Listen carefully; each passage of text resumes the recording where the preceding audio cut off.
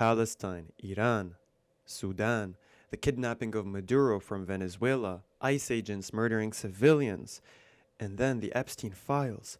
How can you keep up? This news is all so overwhelming. But that is exactly what they want. And in this video, we're going to talk about ultimately what links all of these events, this information together, what the goal is, why there are attempts to overwhelm global populations, but also the elites turning on each other, which is what we're ultimately seeing with the fall of the empires. This rush of horrific releases of information that people can't even comprehend, one after the other, from the kidnapping of a leader of a sovereign state to the murder, complete decimation of a population, the people in Gaza, to the murder in Sudan of Sudanese civilians to unprecedented levels and millions of refugees expelled from their homes and their homeland. News and information every single day. Of course, the Epstein Files. All of these events in such a short span of time is meant to create a hopelessness, a feeling of despair in global populations, and almost to normalize and desensitize people from what is happening, which is horrendous. You know, previously, such events, one event would cause such global outrage, more outrage than we have seen towards all of these recent events combined. They have not elicited a response when typically one event, the Epstein Files alone, should trigger riots and outrage. But instead, you have complacency. You have people that are like, "Oh my gosh, this is crazy. Like, is it real?" And then, oh well, you know, this is just another piece of crazy news. Like tomorrow, I'll wake up and see the next piece of information that is so distant now. We've created this extreme distance, and social media has really helped with this separation, as if this is just out there and nothing to do with me. But the point is that all of this, again, is purposeful and it's all linked. Let's have a look, for example, Iran's government. So a lot of diaspora Persians, they want the US to strike Iran. They have been calling on the US to escalate their actions to overthrowing the current government there. But let me share something. The current Iranian government would not exist if US intervention never occurred in Iran in the first place. It was in 1953 that Mossadegh, the Iranian president, was overthrown by the American CIA because he prioritized Iranian interests over the West's. In 1951, Mossadegh shut down Iran's embassy in Jerusalem. Now, I wonder if Mossadegh kept good relations with Israel, would the CIA have overthrown him? Next, there is of course outrage towards the Assad family in Syria. Hafez al-Assad came to power in the 1970s, but this was after Western colonization of Syria, foreign meddling, attempts to control the region by the US, and of course Israel. If Israel did not colonize Palestine, come to colonize the region, would there have been an environment created that would enable a person like Hafez al-Assad to come take power? Probably not. In fact, most dictators in the Middle East would probably not be in power if Israel did not exist and if there wasn't US, British, or French, or Western colonization.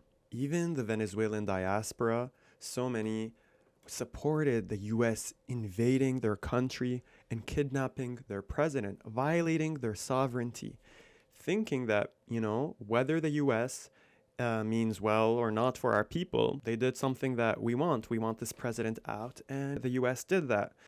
But the thing is, what is the outcome of the kidnapping of their president? Is Venezuela in a better state now?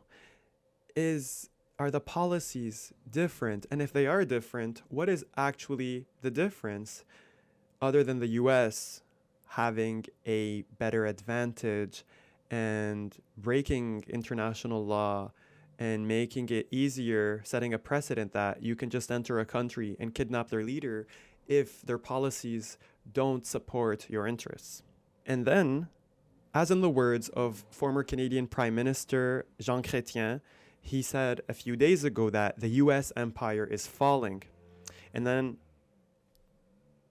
I add that with it, Israel is also falling. And that's why you see such unhinged actions from both the United States and Israel and many Western countries. When you see such greedy, rich superpowers falling, they tend to want to cling on to their power. And if they realize they can't and that their fall is inevitable, then they try to take those with them at the top down. They don't want to, their ego is too high to go down and see others still at the top. And this is something that is important when it comes to the Epstein Files. Israel knows that it's going down. And so it is going to bring everyone down with it. Last year, we were made aware of Option Samson, which is Israel's plan to nuke all of the world, including major cities in the United States and Europe, ranging from Washington, D.C., Paris, Los Angeles, New York City, Brussels, where the NATO headquarters is, and then Moscow, Beijing. And so a lot of these foreign countries know this plan by Israel. But we also know Israel led the pager attacks in Lebanon, where it caused pagers to all explode at the same time. So people, nurses, doctors in hospitals, people working different professions were killed just for having a pager. The Epstein Files, 3 million emails were released. 3 million were not released. What is in the 3 million that wasn't released? And why release specifically these 3 million? What is the message? Who is the message for? What is the goal? Ultimately, I don't try to make these links and to say this information to overwhelm you, but instead the opposite. I want us to say that this news really isn't overwhelming. This is to be expected.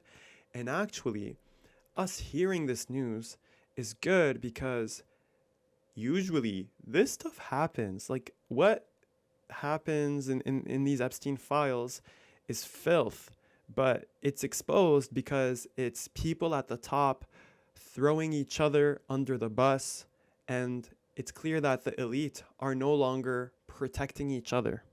There is chaos because those at the top are losing control. Ultimately, this is people at the top pointing fingers and dumping on each other on their way down to the bottom. But I want to link this all back to Palestine to remind you that Palestine ultimately is what will liberate us all and what has got us and is getting us to this point.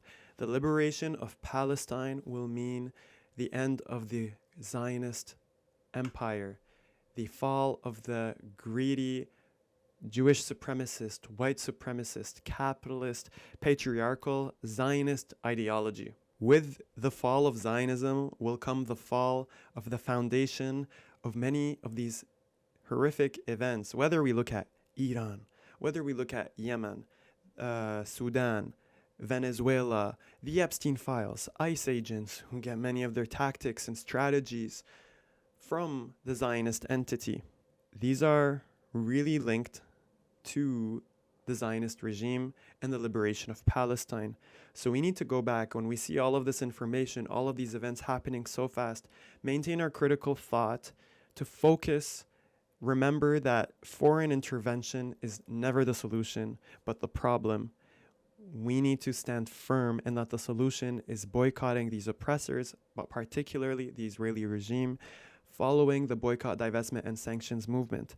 And boycotting, we have to move further and really push for preventing Israel from being connected to the world. So in the Olympics, the world moved so fast to ban Russia after it invaded Ukraine from piano competitions, Olympics, everything. Until now, Russia is not in the current Winter Olympics in Milano, but Israel is there in Milano. Now, thankfully, they were heavily booed, humiliated. Similarly, we saw not too long ago in Halifax, the Canadian government emptied out the entire stadium and didn't allow people to come even close to the stadium on the outside because they know no one likes Israel. and nobody wants athletes from Israel because it is a rogue war criminal regime, and anyone representing that regime is complicit. So the sheer hypocrisy.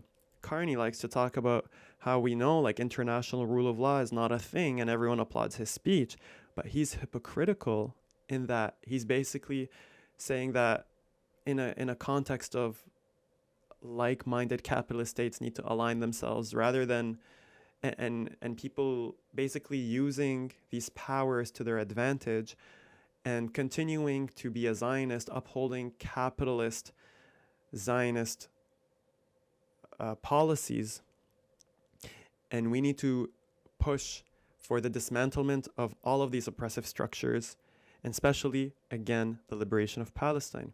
So in the end, I want to say we're living in unprecedented times where the rich and the elite are tearing each other apart, exposing each other, where the most powerful oppressive empires are falling down.